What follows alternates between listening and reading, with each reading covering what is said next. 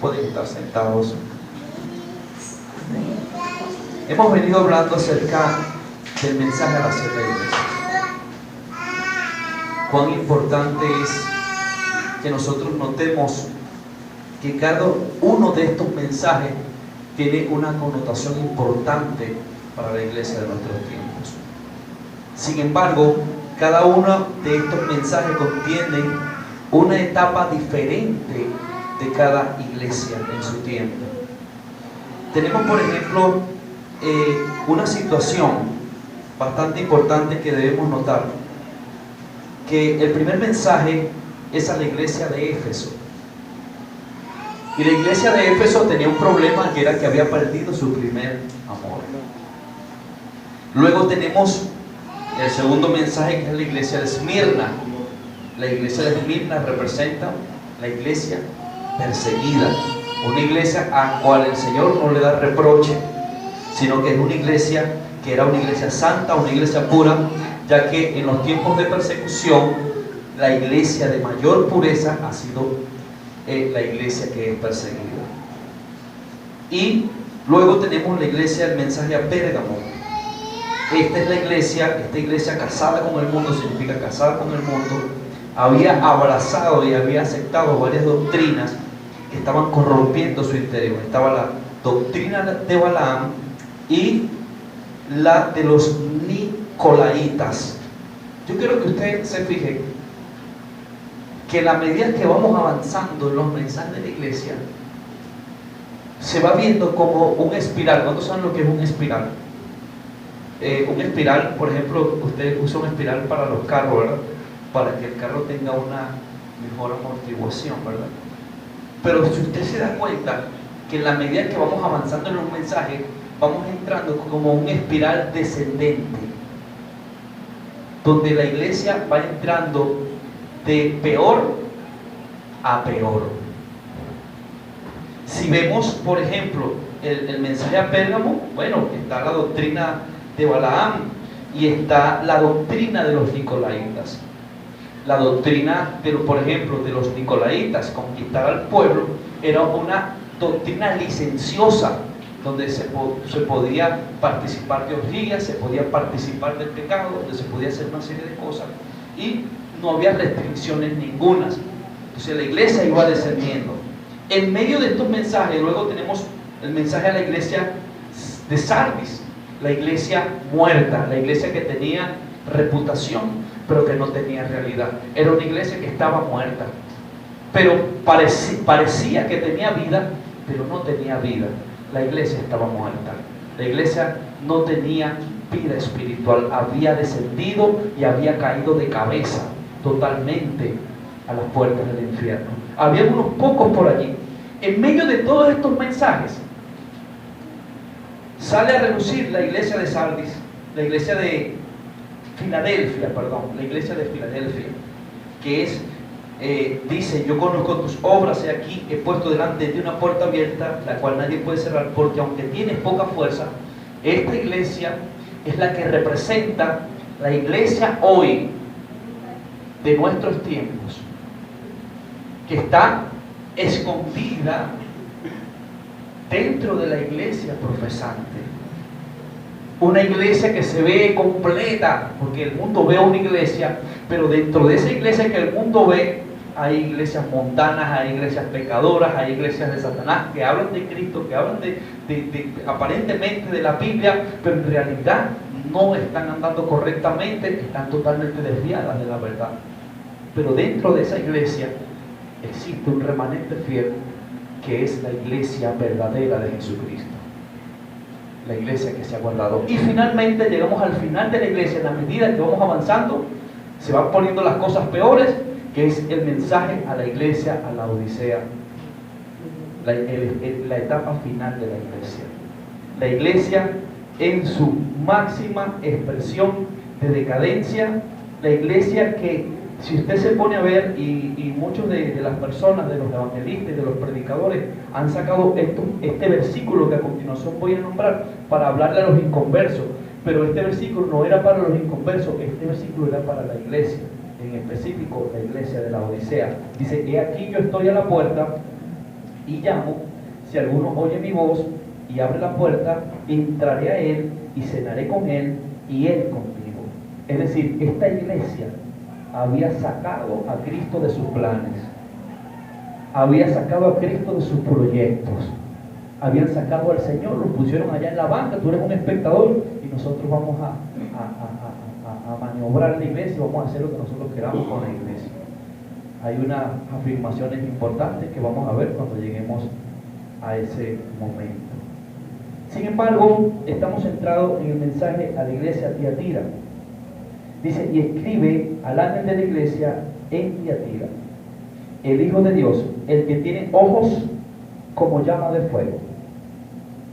Si usted se pone a ver, a cada iglesia se le da como principio del mensaje parte de la revelación que se dio en el capítulo 1 de Apocalipsis. Por ejemplo, en el mensaje de Éfeso, capítulo 2, versículo 1, dice, escribe al ángel de la iglesia en Éfeso, el que tiene las 7 estrellas en su diestra, el que anda en medio de los 7 candeleros de oro, dice esto. En la revelación inicial del Señor están todas estas palabras, pero Él sacó de esa revelación inicial, sacó algunos segmentos y las colocó en cada mensaje de cada iglesia de acuerdo a su condición espiritual. Yo no sé si usted captó eso. Amén. Oye, que tengo gente inteligente acá entonces, ¿verdad? Pero a esta iglesia le toca el turno y dice, escribe el ángel de la iglesia en Tiatira, el Hijo de Dios, el que tiene ojos como llama de fuego, ojos que lo escrutan, ojos que lo ven todo, ojos a los cuales nada se les puede escapar. Por eso habla de los ojos. El que tiene los ojos como llama de fuego y pies semejantes al bronce bruñido. Le he hablado otras veces que el bronce nos habla de juicio, juicio en el altar. Cuando usted llegaba al tabernáculo, veía el altar de bronce, era juicio por el pecado. Era el lugar donde se hacía el sacrificio, era el lugar donde se mataban los animales, era el lugar donde se ofrecían los corderos, se ofrecían los sacrificios por el pecado o por la paga del pecado de los hombres. Ahora vamos a ver algunas cosas importantes en esta iglesia. Primeramente dice, yo conozco tus obras. La iglesia era verdadera, no era una iglesia falsa. Dice, yo conozco tus obras. Tenía obras y amor. Fíjense, esta iglesia tenía amor en contraste con la iglesia de Éfeso, que había perdido su primer amor. Esta iglesia tenía amor y fe y servicio y tu paciencia, y que tus obras postreras son más que las primeras. ¿A quién está diciendo esto Cristo? ¿Pero a quién se lo está diciendo directamente? A los creyentes. ¿A quién se lo está diciendo directamente? Se lo está diciendo al pastor. Él le está diciendo a él directamente, yo conozco tus obras, porque cada pastor es el reflejo de la iglesia que pastorea. Y es su nombre. ¿Me entienden? Y la iglesia que pastorea es el reflejo de lo que le enseña su pastor. Entonces dice, yo conozco tus obras y amor y fe y servicio y tu paciencia, y que tus obras postreras son más que las primeras.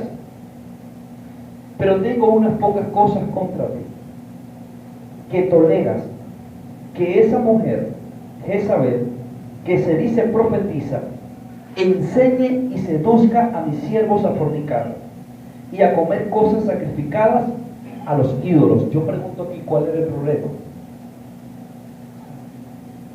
¿Cuál era el problema aquí? La tolerancia. Es decir, el pastor dice, el pastor podría decir, yo soy un hombre de Dios, yo me guardo, yo tengo obras, yo tengo amor, yo tengo fe, yo tengo servicio y yo tengo paciencia. Pero hay un problema en la iglesia que yo estoy pastorando, y el problema es que hay pecado en la iglesia y yo no estoy haciendo nada. ¿Cuántos están comprendiendo? El problema es que se estaba manifestando el pecado en la iglesia, que se estaban enseñando doctrinas heréticas, y el pastor no estaba confrontando esa situación. Ese era el problema que estaba existiendo acá. Dice, pero tengo unas pocas cosas contra ti que toleras. El problema de la transigencia, el problema de la tolerancia. El pecado no se puede tolerar dentro de la iglesia, y menos una falsa enseñanza. Ahora bien, hay algunas preguntas que debíamos nosotros hacernos acá. ¿Quién era Jezabel en la iglesia de Tiatira? Usted se pone a investigar quién era Jezabel en la iglesia de Tiatira y usted no va a encontrar registro de quién era Jezabel en la iglesia de Tiatira. No hay registros de quién era Jezabel. De hecho, escuche lo que le voy a decir, ni siquiera ese era su nombre. El Señor había tomado ese nombre simbólicamente para reflejar una situación que se estaba viviendo en la iglesia de Tiatira. Ahora, ya descartamos que Jezabel no era su verdadero nombre, o el verdadero nombre de esta falsa profetisa. Pero como la infame esposa del rey Acab era el agente de Satanás para corromper el pueblo de Dios, el Señor la calificó con el nombre simbólico de Jezabel. La Jezabel del Antiguo Testamento fue una mujer indescriptiblemente perversa, hermano, bastante perversa. Entonces no tenemos un registro que nos diga quién era Jezabel en Tiatira. No podemos ponernos a inventar aquí que Jezabel en la Tiatira era esto, porque no hay un registro ni biográfico, ni histórico, ni nada. Concluimos que Jezabel allí era un espíritu. Era un espíritu jezabélico que se estaba moviendo en la iglesia de Tiatira. Entonces, para nosotros poder entender qué era lo que se estaba moviendo entonces en la iglesia de Tiatira, entonces tenemos que buscar quién era Jezabel en el Antiguo Testamento. Ahora, vamos a ver quién era Jezabel en el Antiguo Testamento. Jezabel era hija de Baal. Creo que en estos días estaban dando una clase acerca de esto, ¿verdad? Aquí me tocó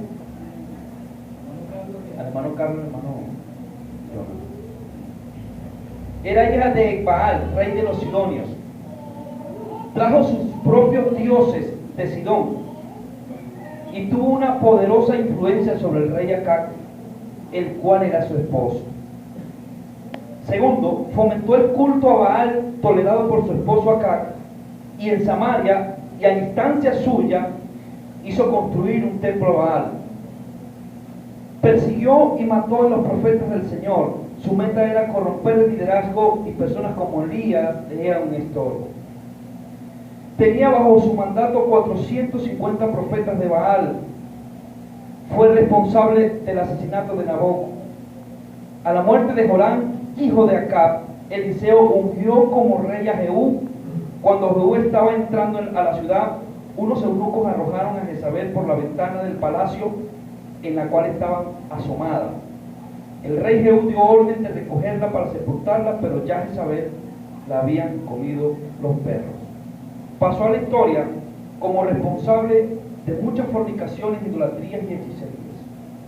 Había una situación en Israel en estos tiempos, ya ustedes la vieron, que el rey Acab se casó con esta mujer, una mujer que era, vamos a decir, una sacerdotisa de Baal. Era una bruja, era una hechicera.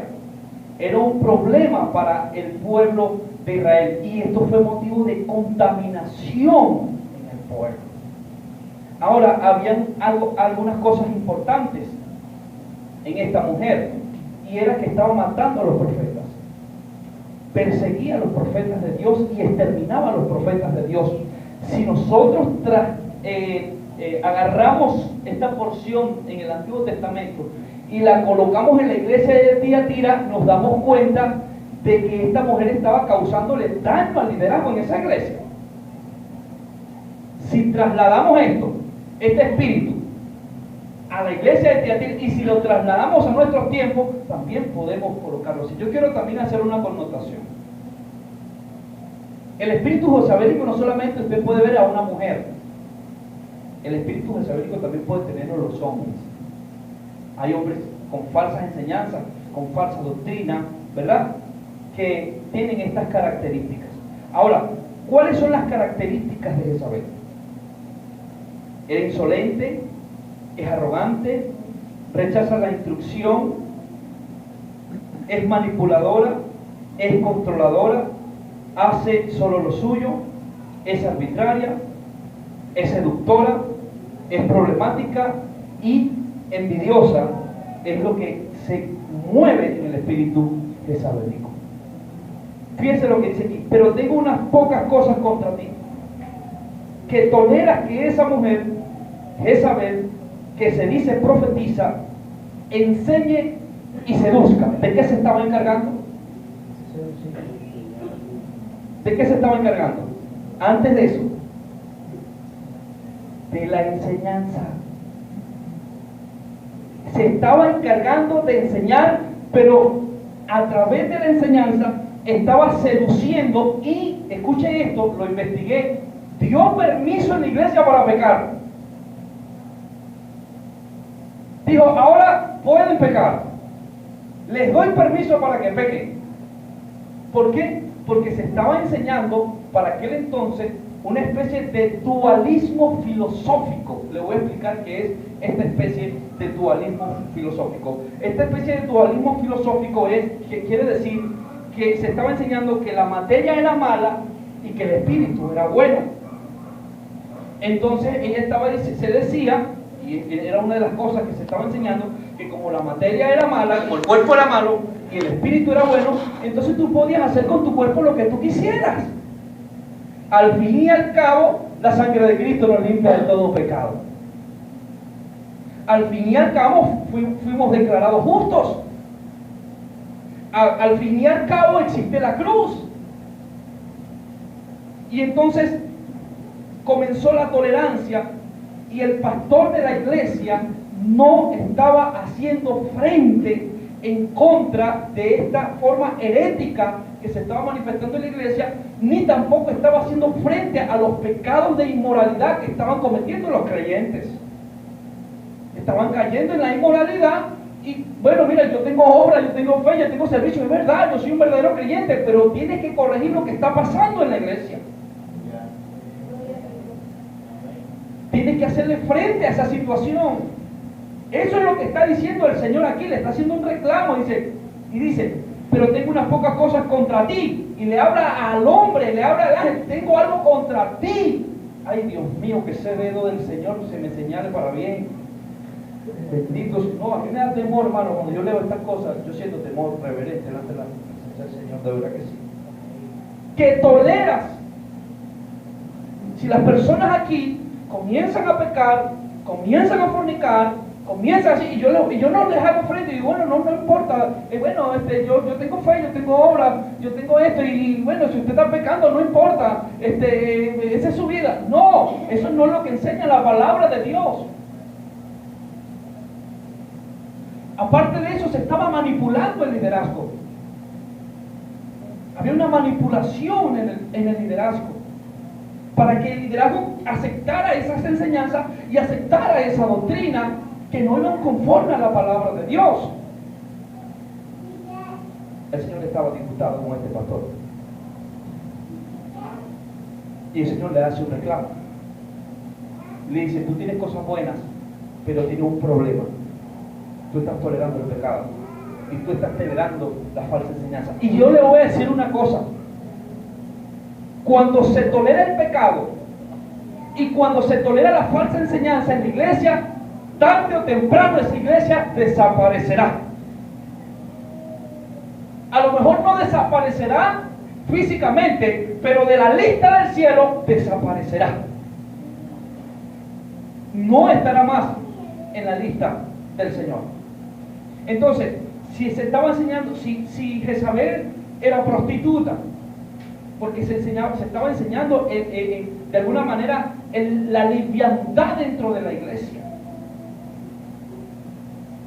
Si la Biblia habla de que nuestro Padre nos corrige, si una de las cosas primeras que el Señor habla es acerca de la disciplina de la iglesia, Miren lo que dice la palabra tolerar. Tolerar dice, Strong dice, de afinidad incierta. Permitir o dejar tranquilo. Permitir, soportar, tolerar. Si usted está pecando a mis espaldas, bueno, yo no tengo problema. Pero si usted está pecando delante de mí, yo no estoy viendo que usted está pecando. Y yo digo, bueno, no sé, yo no voy a hacer nada porque el juez es Dios. Yo estoy metiéndome en tremendo problema con Dios. Porque una cosa es que usted peque a mis espaldas y otra cosa es que usted peque delante del pastor y enseña a otros a pecar y le dé permiso para pecar. Lo ponemos de patitas en la calle. Nótese que esta falsa profetisa en la iglesia está usando su enseñanza para seducir, una estrategia de seducción al pueblo de Dios. Les dio permiso para pecar. La Biblia dice de los falsos maestros, de los falsos apóstoles, de los apóstatas: amados, por la gran solicitud que tenía de escribiros acerca de nuestra común salvación, me ha sido necesario escribiros exhortando que contendáis ardientemente por la fe que ha sido una vez dada a los santos, porque algunos hombres han entrado encubiertamente, los que desde antes habían sido destinados para esta condenación. Esta mujer no había nacido de nuevo, esta falsa profetisa. Hombres impíos que convierten en libertinaje la gracia de nuestro Dios y niegan a Dios, el único soberano, y a nuestro Señor Jesucristo. Ahora fíjense, esta gente no estaba negando la doctrina de la redención. Ellos aceptaban la doctrina de la redención. Ellos aceptaban la doctrina de la sangre, de la justificación. Pero la estaban tomando, ¿para qué? Libertad para pecar. Esto es lo que estaba pasando aquí. Dice, hombres impíos que convierten en libertinaje la gracia de nuestro Dios. Las obras no me salvan, pero evidencian que soy salvo. No soy salvo por obras, pero mis obras testifican de que yo he nacido de nuevo. Mi testimonio dice si soy o no soy un hijo de Dios. Mi testimonio habla. No, porque las obras no importan. ¿Cómo que no importan? Claro que importan. No importan para la salvación, pero importan para evidenciar si eres o no hijo de Dios. Y a su nombre. Es una persona que constantemente está pecando y pecando y pecando y pecando y practicando el pecado y dando mal testimonio. Me está diciendo sus acciones, me están diciendo que no conoce a Dios. Pero aquí, en este punto, en el punto de Judas, el problema era que se convertía en libertinaje la gracia de Dios. Vamos a pecar porque de todas maneras el cuerpo es malo. Y bueno, no hemos sido completados. Y usted sabe, no importa, vamos a pecar, vamos a fornicar, no importa, Dios me perdona. Cuando una persona actúa de esta manera, está dando fuertes evidencias de que no ha nacido de nuevo en lo absoluto.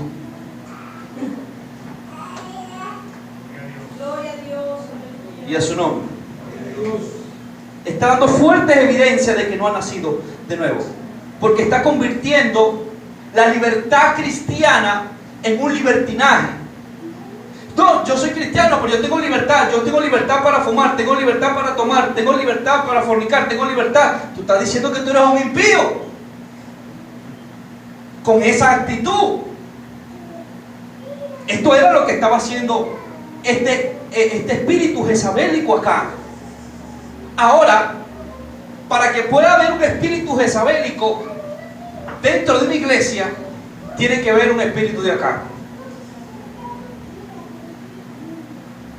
Es decir, alguien que se deje dominar, hombre o mujer, que venga con una falsa enseñanza y que el pastor se deje dominar por eso, se deje dominar por esa falsa enseñanza, se deje dominar, se deje manipular, se deje gobernar por esa situación y comience a permitir que no que Él dirija bajo la dirección del Espíritu Santo, sino que esas personas tomen la iglesia y tomen el control de la iglesia.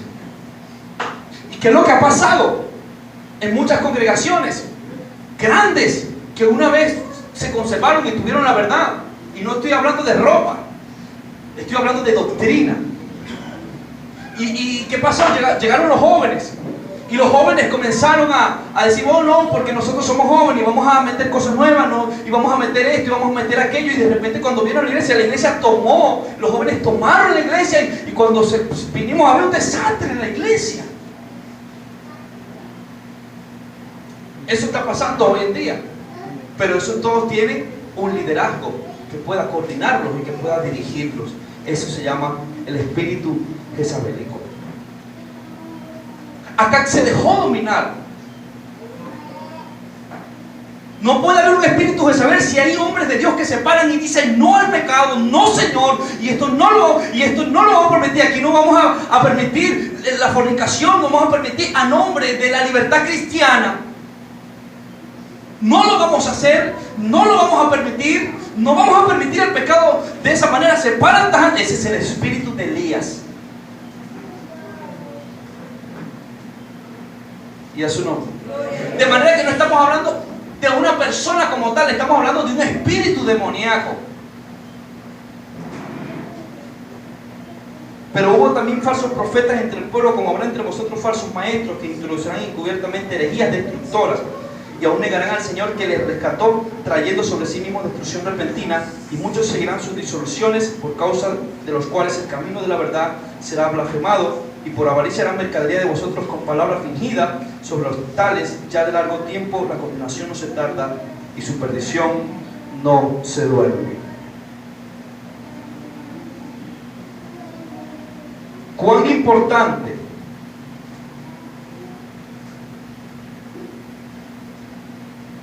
la cuestión ahora se echó a perder?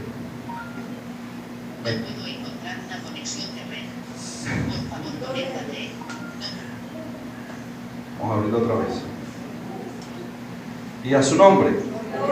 Un fuerte aplauso ahí al Señor mientras que esto lo volvemos.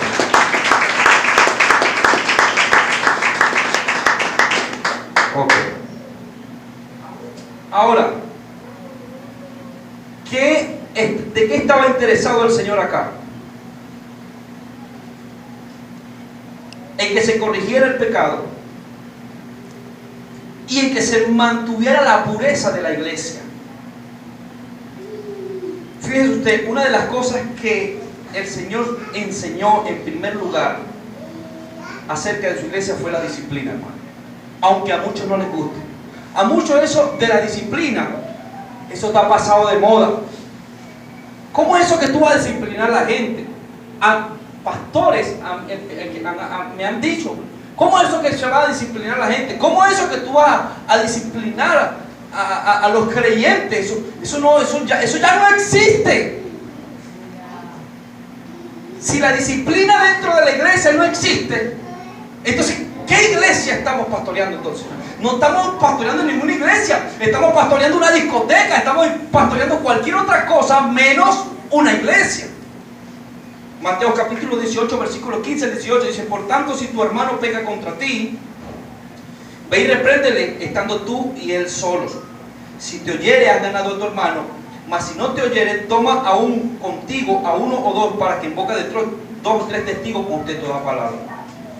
Si no los oyere a ellos, dilo a la iglesia. Y si no oyere a la iglesia, tenle por gentil y publicano. De cierto os digo, que todo lo que atéis en la tierra será atado en el cielo, y todo lo que desatéis en la tierra será desatado en el cielo. El mismo apóstol Pablo, hermano, sacó a dos líderes no arrepentidos de la iglesia de Éfeso. ¿Cómo se llaman esos líderes? A ver si usted se acuerda. Himeneo y Alejandro, a quienes entregué a Satanás para que aprendan. Cuando dice que los entregó a Satanás, ¿qué usted cree que hizo Pablo con ellos? Los entregó a Satanás, los sacó de la iglesia. Los sacó de la iglesia. ¿Por qué? Porque si tú permites el pecado acá, no, pero es que yo soy santo, yo no estoy pecando. El que está pecando es él, o el que está pecando es ella. Yo no estoy pecando, yo tengo fe, yo me estoy guardando. Eso podría decirlo otro creyente que no sea el ángel, otro creyente que no sea el pastor. El pastor no lo puede decir. El pastor no puede decir, ay no, yo no estoy pecando. Él es el que está pecando, ella es la que está pecando. El pastor no lo puede decir. Eso quizás podría decirlo otro creyente, pero el pastor no. ¿Por qué? Porque Dios entonces le va a traer a llamar a rendir cuentas. ¿Por qué tú permitiste el pecado en la iglesia? Tú no sabes que el pecado, si lo permitimos en la iglesia, corrompe, destruye. ¿Y cómo es eso que no estamos deteniendo el pecado? ¿Cómo es eso que no estamos confrontando el pecado? ¿Cómo es eso que no le estamos poniendo la mano al pecado? Ahora, yo con esto no quiero decir que si usted pecó, usted va a agarrar a su hermano y le va a poner pin en el cuello y lo va a destruir. Yo no estoy diciendo eso, hermano. Porque juicio sin misericordia se hará con aquel que no hiciere misericordia. Yo no estoy diciendo que ustedes vamos a agarrar a nuestros hermanos que cometieron un error y que fallaron y lo vamos a tirar de patitas en el infierno y lo vamos a mirar mal, lo vamos a sentar en una esquina y lo vamos a sentar en la fila de atrás porque sencillamente esa persona pecó. Yo no estoy diciendo eso. Debemos restaurarle y hacerlo con espíritu de mansedumbre. El problema es que aquí se estaba manifestando una falsa enseñanza, una falsa doctrina, y eso corrompe la iglesia, corrompe los creyentes. Mire, las cosas malas caminan rápido. Usted agarra una papa, una bolsa de papa buenas, y en el centro de la bolsa de papa mete una papa mala y la guinda, y vaya a los 3 días a buscar las papas. Todas las papas están malas. Entonces el pecado debe ser corregido. Debe ser corregido. Esta influencia debía ser detenida y el pastor no estaba haciendo nada para detenerla. Enseña y seduzca a mis siervos a fornicar y a comer cosas sacrificadas a los ídolos. Es decir, se estaba enseñando. Acuérdense que en estos tiempos se movía bastante la idolatría, como se movía en el tiempo de Israel. Por eso el Señor toma la figura de Jezabel. Ella levantó un templo a Baal y comenzó a servir a Baal. Llevó no solamente ella sola, sino que lideró para que su esposo, el rey Acab, fuera también a servir a Baal, para que todo Israel se fuera detrás de Baal. Hizo una influencia totalmente demoníaca, lo mismo que estaba pasando en esta iglesia. Esta iglesia estaba siguiendo su ejemplo y su liderazgo. Pero Dios venía, el Señor venía para juzgarla. Es importante, hermano, que entendamos que la disciplina está establecida en la Biblia. Si usted ve que una persona tiene una falsa enseñanza aquí en la iglesia y está enseñando algo que no va conforme a la Escritura y está enseñando y da libertad para pecar, no importa, hermano, vaya y peque, no importa, vaya y fornique, después usted se arrepiente, después no importa, eso no es nada. No es tomar las cosas sagradas livianamente. No nos ha llamado Dios a la pureza. No nos ha llamado Dios a la santidad. ¿Cómo permitiremos entonces y daremos permiso para que la gente peque y para que la gente haga lo que quiera? Y el problema no era solo ese, el problema era que esta persona estaba enseñando en la iglesia a que los demás lo hicieran y el pastor no estaba haciendo nada. Había que sustituirlo, pero Dios no lo sustituyó, sino que le dio una oportunidad de que se arrepintiera. Dice: enseña y seduzca a mis siervos a fornicar y a comer cosas sacrificadas a los ídolos. Ahora vino otra parte importante acá. Dice: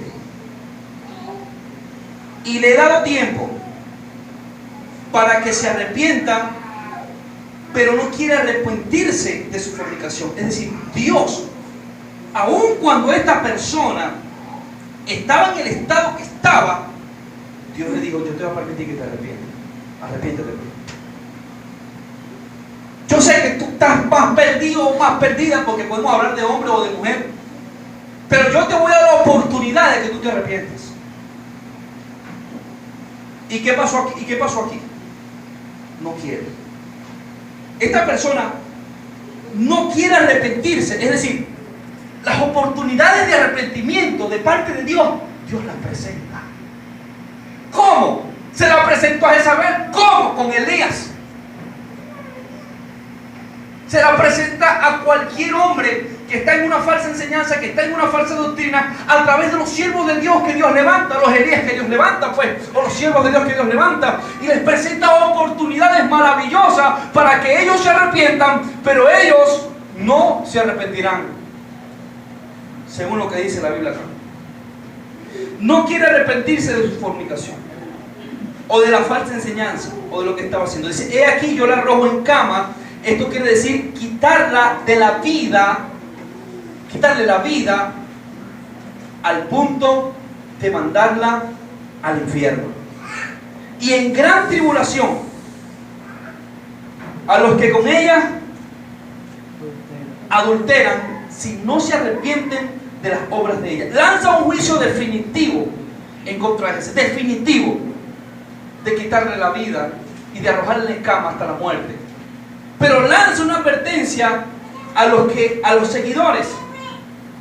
Dice, y en gran tribulación a los que con ella adulteran, le iba a mandar una tribulación. Dice, si no se arrepienten de las obras de ella, y a sus hijos heriré de muerte. Ahora yo hago una pregunta acá. Cuando habla de hijos acá, ¿qué creen ustedes que se refiere? ¿Hijos físicos? ¿O hijos espirituales? Hijos espirituales, hermano. Y a sus hijos heriré de muerte, y todas las iglesias sabrán que yo soy el que escudriña la mente y el corazón. Este juicio lo está haciendo Dios. Es Dios que va a ejecutar su juicio. Lo que pasa es que muchas veces las personas ven solamente a Dios como un Dios de amor, como un Dios, pero no como un Dios que juzga, o como un Dios que establece su justicia y su juicio dentro de la iglesia. Y todas las iglesias sabrán que yo soy el que escudriña la mente y el corazón, y os daré a cada uno según vuestras obras. La falsa doctrina, escuche esto, hermano, yo lo leí por allí. La falsa doctrina y el pecado, que era lo que estaba pasando dentro de esta iglesia, no deben permitirse. Aquí voy con un mensaje muy importante para todos nosotros. Incluso bajo la bandera del amor. Es que somos uno. Debemos amarnos, hermano Carlos, debemos amarnos los unos los otros. No importa la doctrina que tengan aquello. Y ellos son nuestros hermanos. Yo sé quién es mi hermano.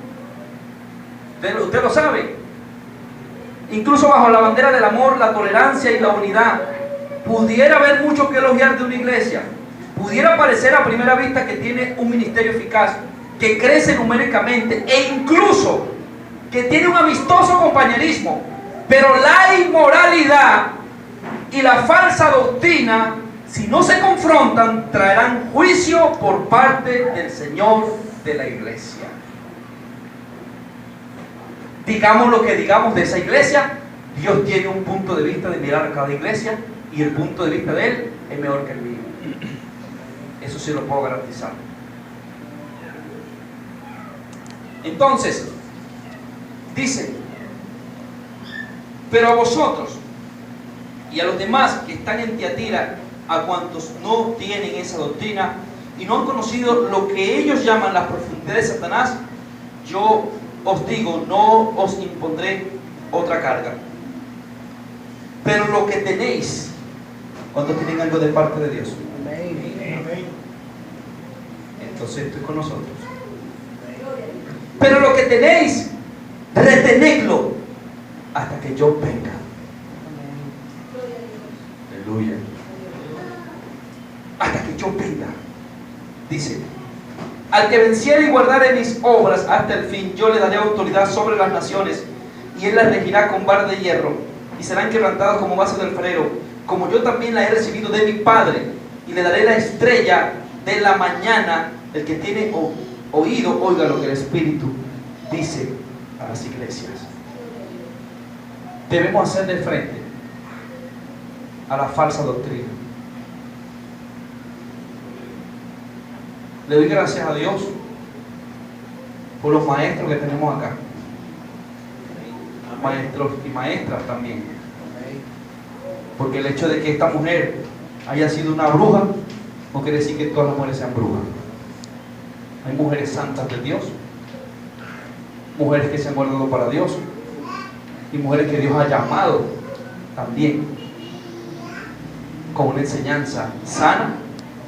Y yo creo que usted no es una iglesia tan niña como para decir, sí, nos dan permiso para pecar, ay, qué bueno, ay, ahora sí podemos pecar y no hay problema porque la sangre de Cristo nos limpia, y porque vamos a pecar y no hay problema, ya fuimos declarados justos, pues vamos a pecar, no importa, pecamos aquí ahorita y bueno, rapidito. Entonces se va a Wickeman en su carrito, hace una vuelta por ahí a taxiar, y de repente se le aparece una mujer. No importa, porque no importa, ya yo tengo permiso de parte del pastor de la iglesia o parte de allá, alguien que me enseñó que puedo pecar, y después yo arreglo la cosa rapidito.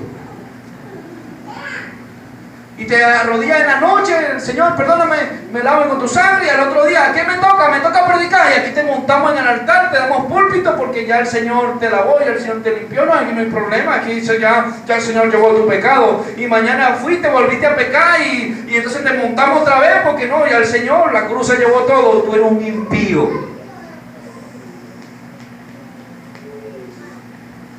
Tú no tienes el Espíritu Santo.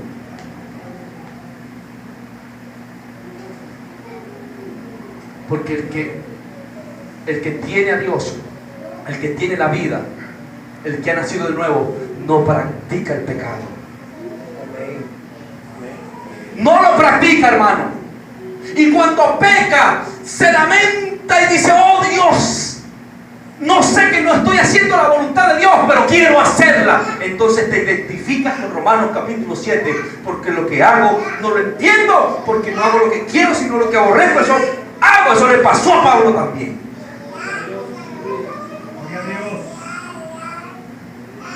Lo hice, pero no quiero hacerlo. Deseo lo que no deseo hacer, estoy haciendo. Y por dentro y por fuera puede que esté airado, pero por dentro estás triste. El que no ha nacido de nuevo no tiene esa experiencia. No la tiene, hermano.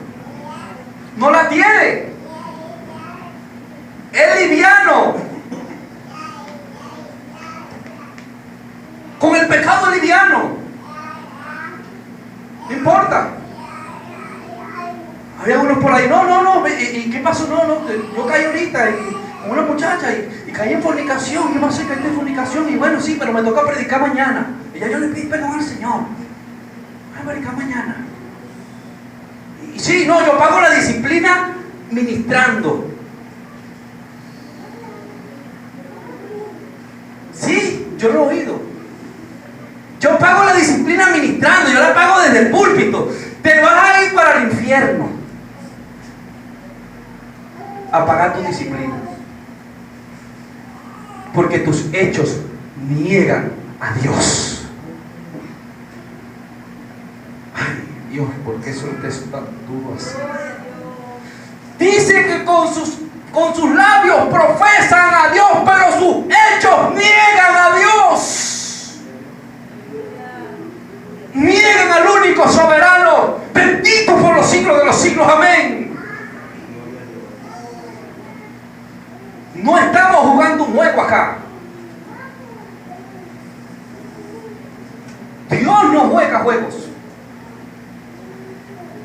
Dios ha llamado a la pureza de la iglesia. Y si una persona utiliza la justificación, utiliza la santidad y utiliza la redención para pecar, no es cristiano. No ha nacido de nuevo, tiene que arrepentirse de verdad. A su nombre. No debe permitirse entonces el pecado. Yo no digo aquí, usted pecó, bueno, es normal que usted peque. Usted practica el pecado, usted no es de Dios. ¿Le dolió pecar? Sí, usted es de Dios. ¿No le dolió pecar? Usted es un impío.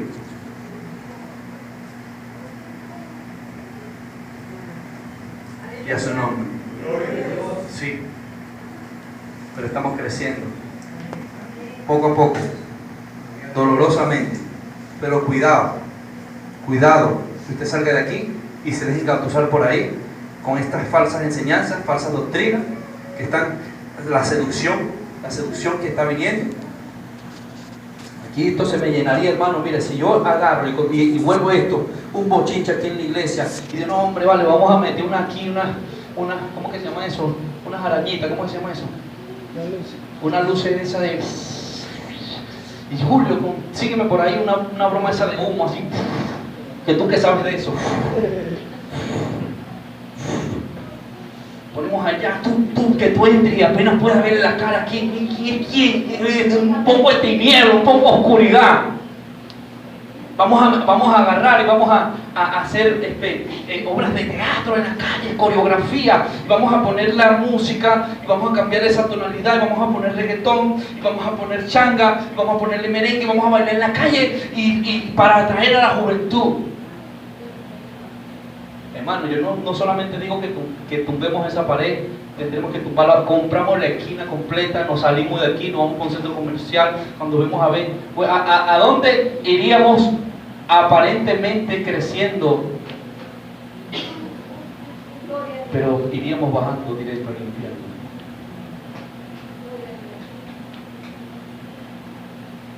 Y eso es lo que está haciendo la iglesia. Está permitiendo la falsa enseñanza. Hoy las iglesias, los ministerios internos, tú sabes que están creciendo. Oh, pero a mí lo que me interesa, traiga el diezmo, póngalo ahí. ¿Qué pasó? ¿Cuánto vas a sembrar? Vamos a golpear la cara de Mamón con $1000. Decían amén, ¿te lo oyó?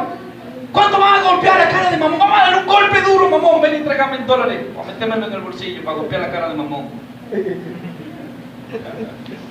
¿Te lo oyó? ¿Lo vio? Eso es Jezabel. Eso es Jezabel. Venga, tire, venga, Jezabel, permitiendo. Pero ¿cómo está tu vida? No importa. Lo importante es que tú siembres. Si tú siembras, todo está bien. Pero cuenta le van a tener que entregar al Señor. Le van a tener que entregar cuentas al Señor.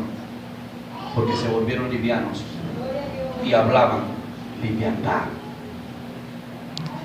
Hablaban liviandad. Peca, no importa. Ven, no importa que hagamos un relleno. No queremos relleno, hermano. Queremos clientes convertidos. Queremos crecer. Yo creo que quiero crecer, pero con gente convertida al Señor. Amén.